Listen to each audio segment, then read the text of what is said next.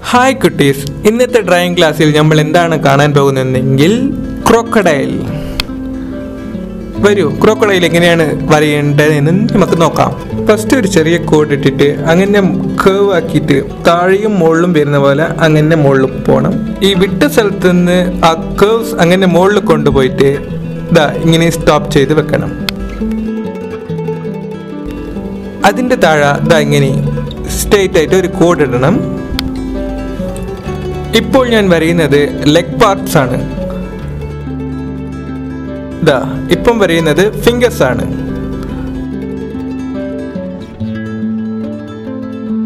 അതിലിരുന്ന് അങ്ങനെ ഒരു കോഡ് എടുത്തിട്ട് ഇപ്പം വരയുന്നത് ബാക്ക് ലെഗ് ആണ്.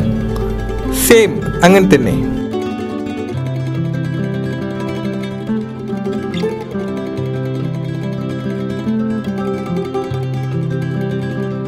ബാക്ക് കാലിന് ഒരു കോഡ് അങ്ങനെ സ്ട്രെയിറ്റ് ആയിട്ട് ഇട്ടിട്ട് അങ്ങനെ ബാക്കിൽ ഒരു ടെയിൽ പോലെ ഇടണം.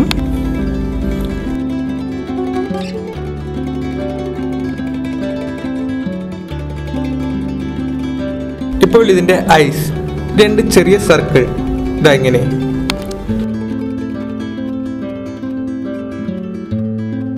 ഇപ്പോൾ വരയുന്നത് ടീത്ത്, മുതലിന്റെ പല്ല്.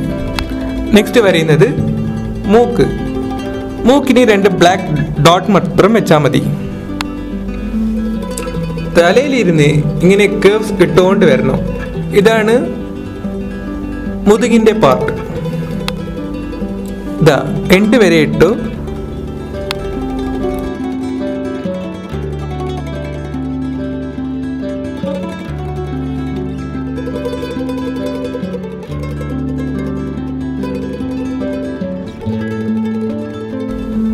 ഇങ്ങനെ ഫസ്റ്റ് ഇട്ടതുപോലെ ഇട്ടിട്ട് ഇങ്ങനെ ജോയിന്റ് ചെയ്താൽ മതി. മുതലിൻ്റെ വാൽ സെക്ഷൻ നമുക്ക് ഫിനിഷ് ചെയ്യാം.